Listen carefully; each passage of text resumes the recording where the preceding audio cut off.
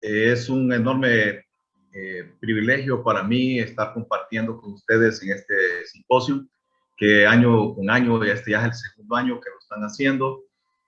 Creo que por lo que veo va creciendo y va fortaleciéndose en el transcurso del tiempo por las temáticas y por los intereses que revisten para las comunidades y para la comunidad latina en Estados Unidos y eso.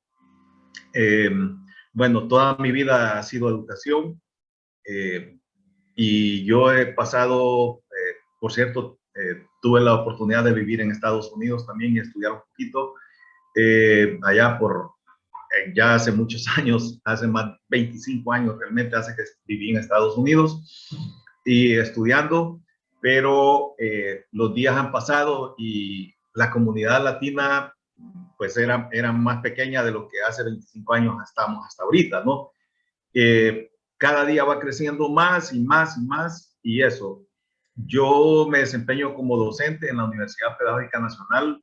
Tengo 37 años de estar en la docencia en los diferentes niveles educativos. Eh, Solo no he dado clases en prebásica, pero de ahí en todos los niveles he pasado. He estado en la docencia hasta los niveles superiores, universitarios, en los posgrados de diferentes universidades, tanto aquí en el país de Honduras como fuera. Así que reviste para mí una importancia grandísima y agradecerle a la universidad y a la doctora Cintia, que es la coordinadora de este proyecto, el haber pues pensado y de parte de la Universidad Pedagógica, como represento a la universidad, darle las gracias por este espacio que me ha dado, el cual espero compartir con ustedes. Así que ahora me voy a permitir hacer una presentación sencilla y más que todo, pues creo que el hecho eh, de poder pues, decir cosas que valen la pena pues para que vayamos viendo algunas consideraciones de tipo general y luego pues darnos cuenta de que los latinos estamos en todo el mundo, no solamente en Estados Unidos. El rostro humano de la identidad latina. Eh, Cuando pensé en este tema del rostro humano de la identidad latina, lo hice pensando en que ya hay algunos escritos. El doctor Saldívar, el doctor Miguel Álvarez y otras personas escribieron hace algunos, como más o menos unos 13 años, en el 2009, escribieron un libro que se llama El rostro hispano de Jesús. Entonces, ahí ellos hicieron muy buenas aportaciones y del cual yo tuve que buscar alguna información para hacer esta exposición. Creo que todos nosotros sabemos que la comunidad latina, más o menos unos 60 millones de personas de ascendencia latina, es decir, el 18% de la población se podría decir que se convierte en la minoría con mayor presencia en Estados Unidos. Y interesantemente, 36 millones de esos son de ascendencia mexicana. Estamos hablando de un gran grupo de personas, de una gran cantidad de personas. Esta estadística no desciende, sino que asciende cada vez más. Es decir, en vez de bajar, va creciendo y eso de alguna manera creo que vale la pena decirlo porque es una comunidad que se fortalece cada vez más. Y de hecho las contribuciones que hacen los latinos en América, en Estados Unidos, va desde proporcionar talentos, la penetración del idioma, que hoy en día se habla español más o menos en 41 millones de hogares, y es el idioma más estudiado, superando al francés. casi todas las universidades y secundarias y escuelas elementales en Estados Unidos tienen por lo menos una clase de inglés, de español, ¿verdad? Se cree que en 40 años, y esta es información de tipo general que está expuesta públicamente, 1 de cada 3 habitantes de su región serán hispanos. Estados Unidos será el país donde se habla el español después de México, donde más se habla español después de México. ¿Qué podemos decir en cuanto a la gastronomía?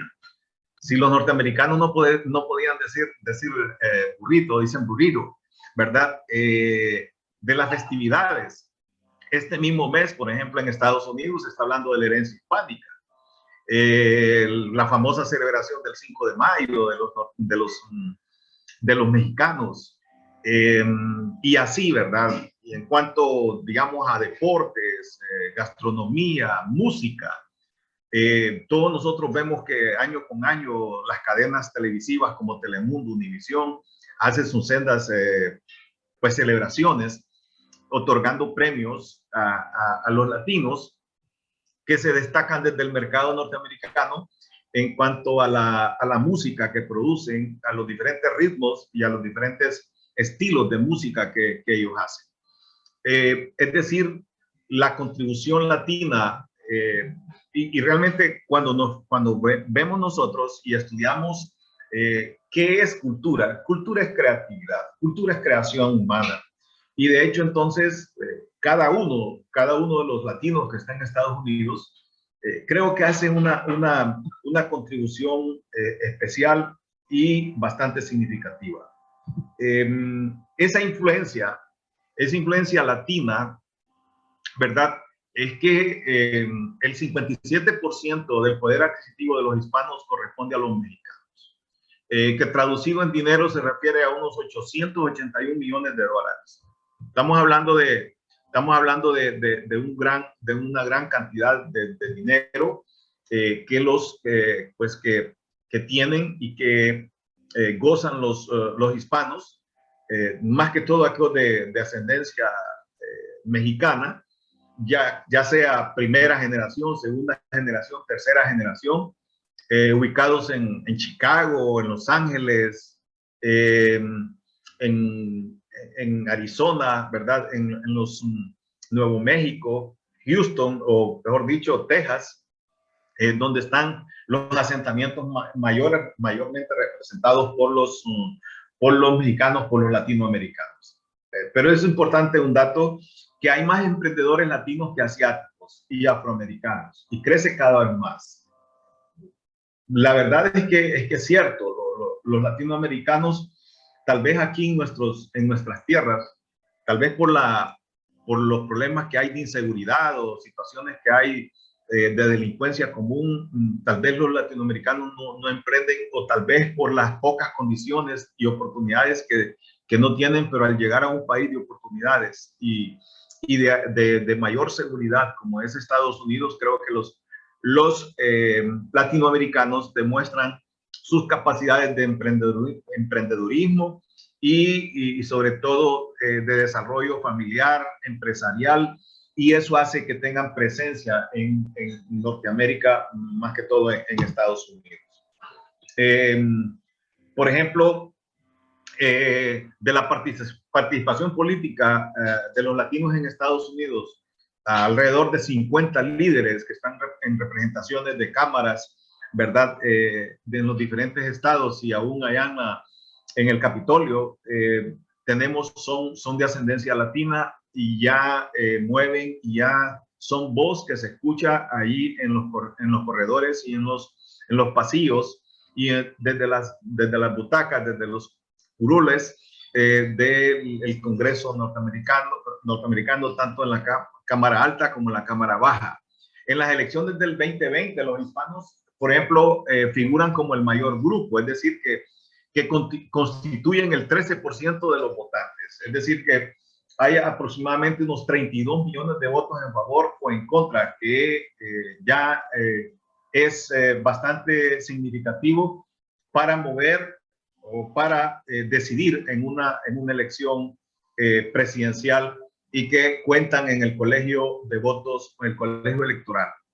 Hay muchos latinos que sobresalen, por decir, en el aspecto, en áreas científicas, desde la NASA, desde los hospitales, desde los laboratorios, desde las creaciones y descubrimientos desde la ciencia, también desde las ciencias duras, desde las ciencias sociales. Hay mucho latino sobresaliendo, y pareciera que los latinoamericanos tenemos también somos bien amigables con la tecnología, y eso hace también que nos ponga a nosotros como personas que podemos pues hacer contribuciones significativas. Hay sueños que han sido pues aplazados, y hay unos que han sido realizados, obviamente. Vamos a decir que no todos los que pasan el río, no todos los que se van por los lugares y puntos ciegos para cruzar la frontera, no todos llegan con la misma, no todos corren con la misma suerte, o no todos tienen la oportunidad, aunque a veces las tienen, pero sus conductas o sus formas de comportamiento humano no les permite lograr el famoso sueño americano. Pero los latinos representan el 18.4% de la población de Estados Unidos y el 17.3% de la fuerza laboral, y aumentará a más de un 30% para el año 2060. Es decir, que en 32 años más, o ¿cuánto es? 22, en 38 años más, ¿sí? O en 28 años más, o en 38 años más, podemos nosotros tener al 2060, vamos a tener una fuerza laboral aún mayor, por los trabajos que realizan los latinos en la construcción, en cuestiones de servicios, en servicios de tercería, ¿verdad? Son muchísimos a lo largo y ancho de lo que es Estados Unidos. Los latinos tienen mayores tasas de movilidad intergeneracional. Los latinos en Estados Unidos gozan de salarios más altos. Por ejemplo, ganan solo, eso sí es cierto, que ganan solo 73 centavos por cada uno que ganan los estadounidenses blancos. Obviamente que entramos en desventajas por muchas razones, ¿verdad? A veces por no hablar el inglés, a veces hasta por el mismo aspecto físico, porque de alguna manera el segregacionismo, la discriminación y el hecho de venir de países del tercer mundo también los ponen en desventajas muchas veces, principalmente cuando no están y son ya personas que entran de forma ilegal a Estados Unidos. Los latinos están colectivamente mal pagados, sin embargo, ganan unos 280,000 millones de dólares al año. De hecho, para decir algo, la economía de este país, de Honduras, desde donde yo estoy hablando, sobrevive por las remesas que mandan los compatriotas o los catrachos que están allá en Estados Unidos. Y así pasa con los salvadoreños, con los guatemaltecos, con los mexicanos, con los ecuatorianos, con los argentinos, con los bolivianos, con todos los que están en Estados Unidos. Afortunadamente no se olvidan de sus raíces y tienen compromisos familiares y mandan sus remesas, las cuales ya nosotros, por ejemplo, ya no somos el país que exporta café o que exporta banano, sino que ahora lo que exporta son indocumentados para Estados Unidos y ya nos vienen los dólares. Desafortunadamente así es, pero yo creo que todo el mundo lo sabe, y eso no es ningún secreto. Las empresas latinas podrían gastar 660,000 millones al año, pero podrían generar, esto es importante, podrían generar 2.3 billones de dólares. Esto es muy significativo, porque esto significa que a mayor extensión, mayor aprovechamiento de las comunidades latinas, mayor capacidad de empleo y para que la gente tenga lo que se conoce sociológicamente como movilidad social. La movilidad social es aquella capacidad que tienen los seres humanos de moverse a un lugar a otro, no solamente de moverse físicamente, sino pero también cambiar de vivienda, mejorar su estilo de vida, sus hijos ya van a buenas universidades, tiene que ver con eso. Los latinos podrían dar origen a 735,000 nuevas empresas que podrían crear entre 6.6 millones de nuevos puestos de trabajo. El flujo anual de riqueza neta de los latinos de una generación a la siguiente podría ser de unos 380,000 millones de dólares mayor. El salario de un mínimo de un latino anda por alrededor de, ahorita, al 2022, al 2020, entre 2020 y 2022, de 31,700,000 dólares los que son nacidos en el extranjero. Mientras que los nacidos en Estados Unidos ganan alrededor de 38,848 dólares al año. Un ciudadano norteamericano como salario mínimo gana 52,942 dólares como eso. Entonces, obviamente siempre hay una desventaja y eso es obvio.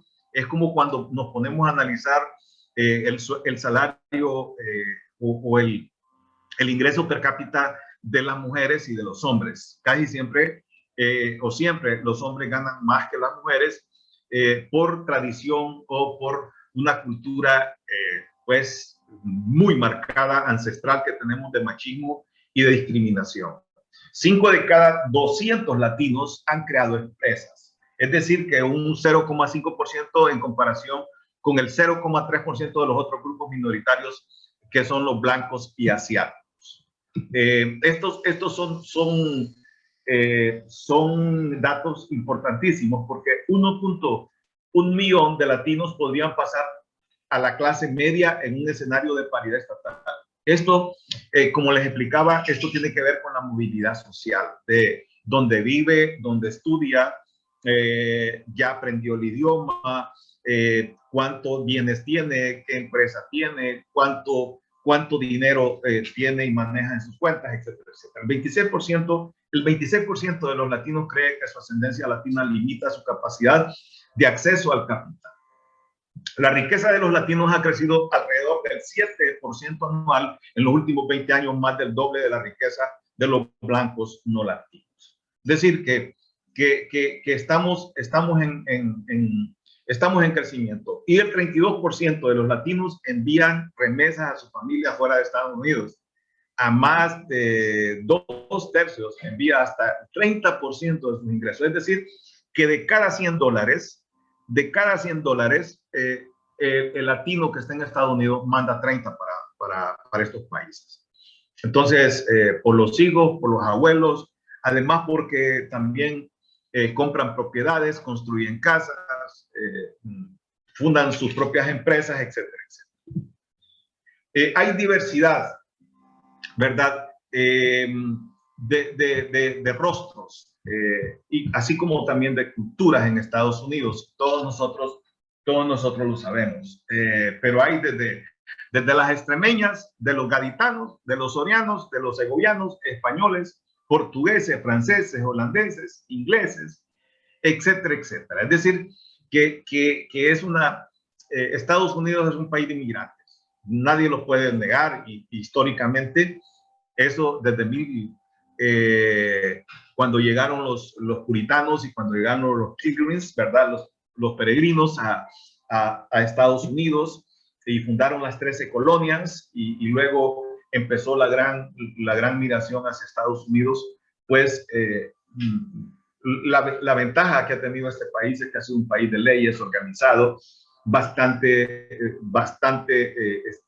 apegado al derecho y a un Estado el cual ha dado muestras de mucha permanencia y de mucha estabilidad política, social, económica, y algo que Todos nosotros sabemos que apostaron por la educación, han apostado últimamente por la tecnología, a pesar de estar en diferentes circunstancias y problemas difíciles. Creo que han todavía, y es todavía la primera potencia del mundo, y que puede, los latinos han llegado ahí, y pues muchos de los latinos se refugian en las cosas religiosas, más que todo en el ala protestante, ¿verdad? La mayor parte de ellos, pues, sí tienen alguna forma de amistad con iglesias protestantes, ya sean luteranas, eh, ya sean metodistas, etcétera, etcétera. Ah, yo, pasando a otro tema, quise hablar un poquito de esto, de la diversidad de teologías, porque esto tiene que ver mucho con la cuestión del rostro humano de la identidad latina. Pero de los reformados que tenemos, que nosotros también hemos tenido en América Latina, también esto no se puede obviar, porque los reformados o la herencia de la reforma protestante también pegó en Estados Unidos, ¿verdad? Y se fundaron iglesias reformadas con misioneros.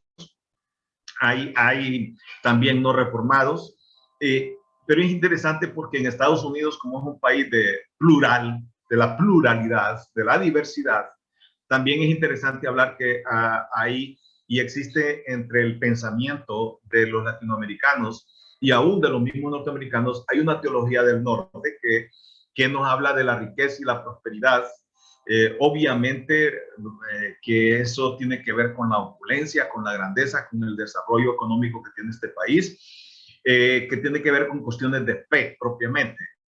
Pero por el otro lado también está desde América Latina, y que no ha dejado de tener sus fermentos en América del Norte, en Estados Unidos, es la teología del sur, la que se le conoce como la teología que habla de la pobreza, de la miseria, del cambio de reestructuración, de mejorar las condiciones de vida, desde lo que se conoce como la teología de la liberación, que en este momento, por cierto, hace el año antepasado dirigí una tesis a un chico de una universidad de Dallas que hablaba sobre los nuevos caminos de la teología de la liberación, y ya hablaba de la teología negra, de la teología india, de la teología, hablaba de la teología queer, ¿verdad?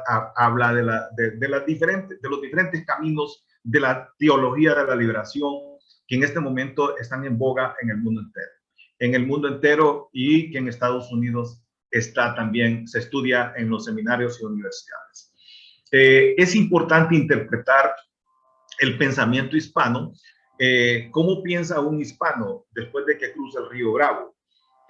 ¿Cómo piensa un mexicano? ¿Cómo piensa un hondureño? ¿Cómo piensa un guatemalteco cuando llega y ve aquí a grandes urbes, la infraestructura, el desarrollo de vías de comunicación y todo aquello? ¿Qué pensamiento tiene un hispano al llegar a Estados Unidos? ¿Se siente como uno más? ¿Va a integrar una sociedad? Quiere vivir. Yo pienso que los norteamericanos tienen los hispanoamericanos o los hispanos tienen esa capacidad de reinventarse y de llegar a Estados Unidos con las mayores ilusiones y con sueños, y con muchos sueños, que es muy importante. La responsabilidad y el liderazgo frente a una sociedad xenofóbica y etnocéntrica que muchas veces algunos pasan, no en todos los estados, no todas las personas, pero siempre hay uno que otro que hay justamente que hay que discriminan, que segregan, y eso. Pero es importante los pueblos, que los países, hablando de Estados Unidos, vaya trabajando el tema y no caiga en tipo de discriminación hacia el extranjero, ¿verdad? La xenofobia es una cuestión terrible que no nos ha dejado una buena herencia a través de los siglos, a través de los años. La cuestión del etnocentrismo, ¿verdad? El empoderamiento que tiene la gente y sobre todo el hecho de creer que solamente se es y que se tiene, ¿cómo se llama? Los derechos y estar prácticamente como absolutos. Es interesante también porque la identidad se construye mediante esa reflexión en el contexto multicultural. La identidad es un concepto en construcción, también en deconstrucción, pero sobre todo es esas relaciones, ese compañerismo que tienen las personas alrededor de lo que ven, de lo que hacen, de lo que piensan, de lo que construyen, dónde se desarrollan y cuál es realmente la situación hacia cuál van caminando. Es necesario una apología hispana que defienda ¿cómo se llama? La identidad. Es importante eso. Cuando hablo de apología, es presentar una defensa, es defender los valores de la hispanidad. Yo creo que entre tanto los latinos que viven en Estados Unidos se sientan orgullosos de sus raíces y de los lugares y de los pueblos de donde ellos vienen, creo que en esa medida, así como los mexicanos gritan que viva México, así como se sienten orgullosos de la música, se sienten orgullosos del ritmo, del estilo y de la clase de música ranchera que tienen. Nosotros los hondureños o los guatemaltecos o los centroamericanos o los suramericanos podamos sentir y podamos defender los valores de la hispanidad. Yo creo que uno de los mejores ejemplos para esto es verdaderamente conocer los judíos, los israelitas, a pesar del año 70, cuando salieron en la gran diáspora y se internaron en todo el continente europeo en los diferentes países. Ellos llegaron ahí, pero construyeron sus propias sinagogas, sus centros de adoración, se identificaron como pueblo, nunca perdieron su identidad. Y es importante que a pesar de que los latinoamericanos, porque a veces yo escuchaba una profesora ahora que en las universidades en Estados Unidos se está enseñando Spanglish, ¿verdad? Esté de acuerdo o no esté de acuerdo, pues yo creo que el ser humano siempre ha tenido formas de cómo se debe de comunicar. Lo importante es cómo se comunica. Yo creo que algunos deben estar odiando esta forma, pero porque es una degeneración tanto de un idioma como del otro. Pero como dialecto, creo que debe ser reconocido y bueno, la gente de este tiempo hace cosas increíbles. Yo creo que declarar misión y visión, razón de vivir en Estados Unidos, creo que sí. Me encanta mucho pensar y creer que los latinoamericanos cuando llegan a Estados Unidos adoptan formas serias de vida, no se pasan un semáforo en rojo, no tiran la basura, tratan de ir a la escuela los que pueden, son correctos en sus cuentas, son personas que se desarrollan y se desempeñan de una forma eficiente cuando son contratados. Hablar de la identidad hispana y la contribución en los diferentes campos de la sociedad norteamericana, pues ya hemos hecho referencia en música, en arte, en deportes, etcétera, etcétera. Y sobre todas las cosas, cómo los latinoamericanos promocionan la paz, la prosperidad, la salud y el bienestar. El hecho de de poder vivir en paz y tener una buena convivencia con los demás. Eso dice mucho. Y el hecho de que a veces la gente que va de estos países no tiene la mejor educación que haya obtenido en estos países. Pero sí, creo que cuando llega y nace un niño, una niña, ellos no quieren que ellos vayan, que los niños estos vayan vayan a un trabajo en el cual, por el cual ellos han pasado, sino que o construyen sus propias empresas o van a las universidades y los preparan para emprender empresas o para desempeñarse y para incursionar en política, para incursionar en la banca, en los negocios, etcétera, etcétera. Entonces, eso es muy significativo y muy bueno para los latinoamericanos. Por eso estamos hablando del rostro humano de la identidad latina. Pero sobre todo esa solidaridad, sobre todo ese bienestar que los latinoamericanos adoptan en Estados Unidos. Creo que es importante buscar una metodología desde lo histórico crítico que permita a cada hispano vivir para servir y crecer en una sociedad norteamericana a fin de que se respeten sus derechos. Sabemos de los grandes problemas que tienen los latinoamericanos en relación a la legalidad. Hay muchas historias, no son pocas las visas que se dan, cómo entran, cómo se exponen hasta perder la vida.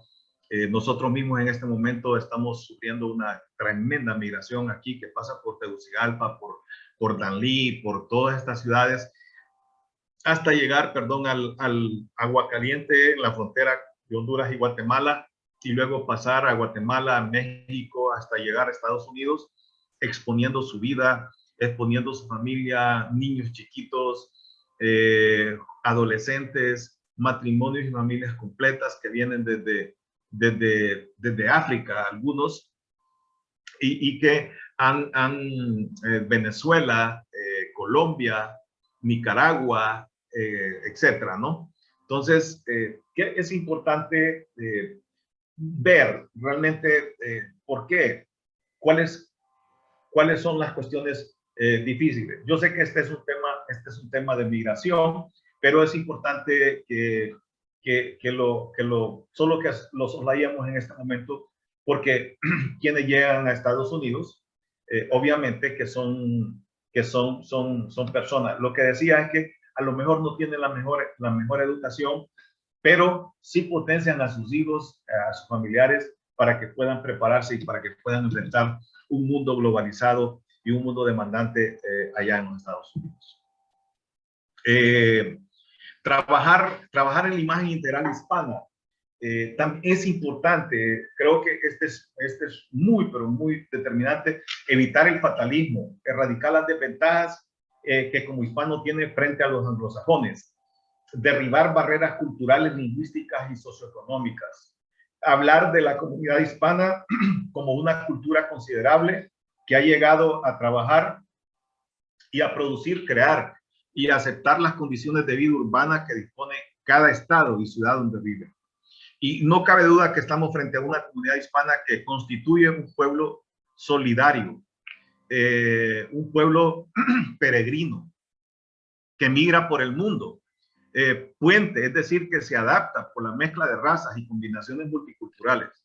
Estamos en realidad, frente a un pueblo hispano. Creo que es importante esto, y en una segunda parte, creo que de acuerdo a Ramos 2003, la identidad latina, para ir ya en los últimos 10 o 15 minutos que tengo, hablando sobre lo que es esa identidad, esa identidad desde la perspectiva antropológica y holística. Hay que entender la construcción y deconstrucción de la identidad, es decir, quiénes somos, es decir, quiénes son nosotros, porque así se construye la identidad. ¿Quiénes somos? Pero ¿quiénes son nosotros? No cabe duda que la identidad genera polémica filosófica y antropológica, por la cuestión de genotipos, por la cuestión de raza, el pigmento de la piel, el idioma que habla, de qué latitud del mundo vienes, cómo piensa, cuál es la idiosincrasia nuestra, cómo llega, para qué llegué, por qué estoy aquí. Los latinoamericanos hemos bebido y a la vez amamantados por las potencias mundiales, todos nosotros sabemos. Nosotros tenemos influencia inglesa, tenemos influencia portuguesa, tenemos influencia africana, tenemos influencia europea, tenemos influencia de todo tipo, ¿verdad? Somos, en realidad, somos una mezcla, una pluralidad de costumbres, de situaciones que hemos a lo largo del tiempo, pues nosotros estuvimos 3 siglos, ¿no? Siendo colonizados y conquistados por los españoles. Luego en las islas estas estuvieron los franceses, estuvieron los ingleses, etcétera, etcétera. Luego en América del Sur, ¿verdad? Los portugueses en Brasil, y así los diferentes grupos étnicos o estos países que se lanzaron a las conquistas y a los descubrimientos. Cuando hablamos de identidad, podríamos decir que hay 2 grandes tendencias. Uno, hablando de la identidad fijista, purista, que eso se remonta a los presocráticos en relación a Parménides, Protágoras, ¿verdad? Estamos hablando 10, 15 siglos antes de Cristo, y lo que ellos desde la posición o tendencia fijista purista, es decir, es ser siempre igual a sí mismo. Eso es ser idéntico. Y dentro de lo plural, estamos hablando de, ¿cómo se llama? De esa, de lo que decía Heráclito, de esa aproximación de contrarios, es decir, la dinámica dialéctica del cambio genonal, la permanencia identitaria del ser. Es decir, lo diverso, ¿verdad? Lo igual, etcétera, etcétera. Entonces, nosotros tenemos esas teorías cuando hablamos de identidad. Y la identidad latinoamericana no está alejada de eso. Desde la perspectiva de lo dialéctico, la relación del yo con el otro, del nosotros con nosotros. Esa dialéctica, esa dialéctica consiste en relacionar el nosotros con nosotros, lo específico y lo común, es decir, lo local y lo global, la cooperación y la confrontación, el pasado y el futuro. ¿Cómo nosotros los latinos enriquecemos una comunidad o la cultura? Cultura es creatividad, es creación humana. Pero ¿desde dónde los latinos podemos hacer contribuciones y estamos haciendo contribuciones? La identidad social es el resultado ambivalente y dinámico de la tensión entre elementos e intereses contrarios y comunes. A veces pensamos nosotros que lo diferente es que nos empobrece. Lo diferente nos enriquece. Lo diverso nos enriquece. El hecho de que no seamos iguales todos, eso es muy importante. Tenemos que ser igual en cuanto a derechos, en cuanto a leyes, pero el hecho, la igualdad no se tiene que ver por las cuestiones de religión, de raza, de cuestiones eminentemente antropológicas o etnocéntricas, o de determinismos, pero desafortunadamente esa es la herencia que tenemos a través de los siglos. Esa identidad social realmente tiene que ver con la imagen específica de nosotros, esa visión singular que tenemos del mundo. Por eso les decía yo, ¿cómo piensa un latino cuando llega a Estados Unidos? Es una síntesis dinámica, ambivalente y contradictoria de adhesión. La identidad es hija de la política, pero fecundada por el genio creador humano. Correcto.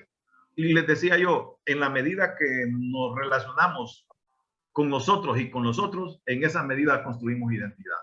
La identidad latina se construye en relación con otros grupos, ¿verdad?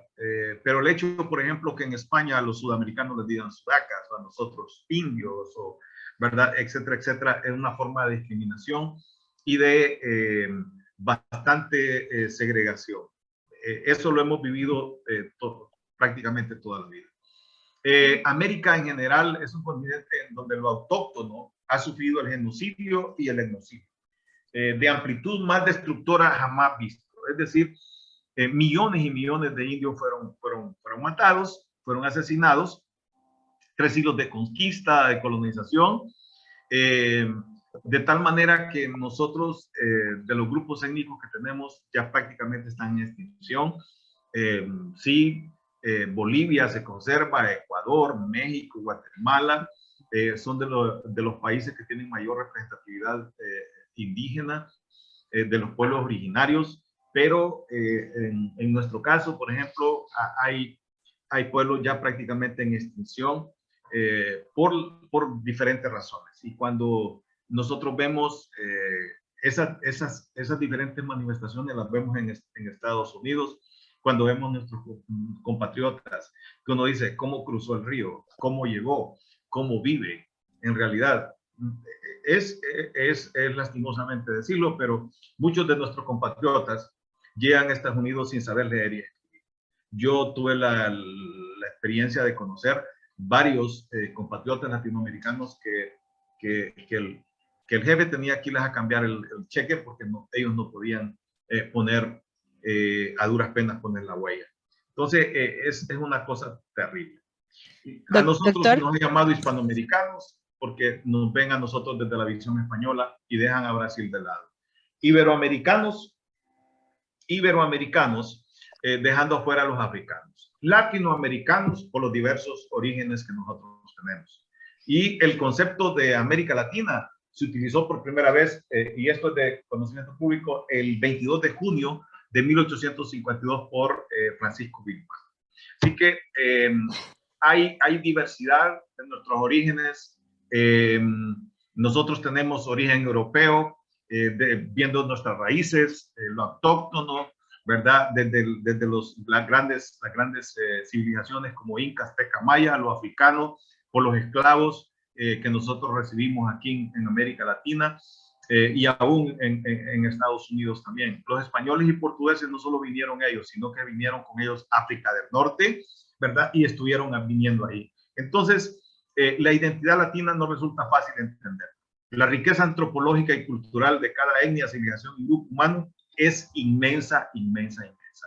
Doctor, así que solo le quedan 3 minutos. Sí. Okay.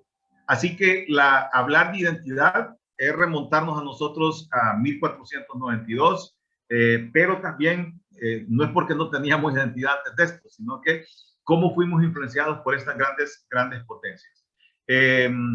Para hablar de, ¿cómo se llama? Para hablar de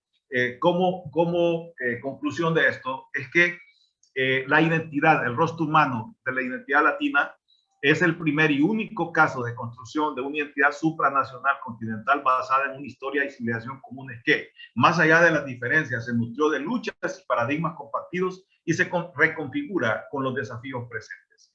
2. Es el resultado de las relaciones de fuerza entre dominadores y dominados que se concretiza dentro de proyectos hegemónicos y contextos geopolíticos concretos. 3. Los rostros comunican emociones, situaciones de bienestar, esperanzas, desesperanzas, angustias o desesperación. Y eso lo podemos ver a lo largo y ancho de Estados Unidos con las diferentes etnias representadas. El rostro humano de la identidad latina no es más que un intento o aproximación de interpretar sueños, caminos, posibilidades, sendas, sueños, aciertos y desaciertos que marcan historia en la familia desde el rostro de la pobreza, violencia, postergamiento y ninguneos a los que son sometidos los latinos en las distintas latitudes del mundo. No cabe duda que nosotros estamos frente a una identidad latina que se asienta cada vez más. Por lo tanto, y con esto concluyo, tenemos rostro humano los latinoamericanos. Estamos y somos parte de esa comunidad. Gracias.